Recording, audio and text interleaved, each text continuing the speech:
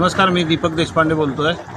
सोलापूरचा एक साधा सरळ नागरिक आणि मी आत्ताच मतदान करून आलेलो आहे. आणि माझी आई आहे 87 वर्षाची, तिला पण मी घेऊन आलो.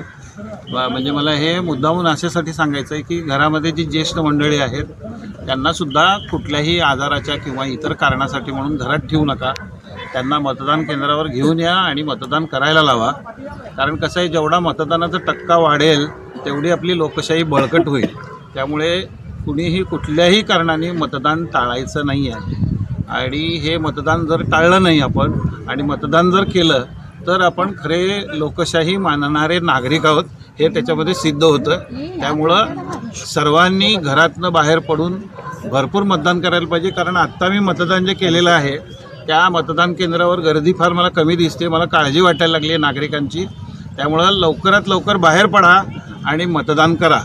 आणि समजा कसं आहे की आता मी माझं जे काही म्हणजे ओळख आहे महाराष्ट्रामध्ये त्या दृष्टिकोनातून सांगायचा जर प्रयत्न केला तर अबे काही बी करा, कसं बी करा, पण मतदानाला या लवकर. कोण येण्याची, कोणतरी येईल आपल्याला रिक्षा आणल, ट्रक आणल, काय रोड रोलर आणल, काय विचार करू नका. पहिल्यांदा आपण घराच्या बाहेर पडायचं, प्रामाणिकपणे मतदान करायचं आणि देशाची सेवा करायचं, एवढं लक्षात ठेवा. आपण प्रत्येक नागरिक देशाची सेवा करू शकतो.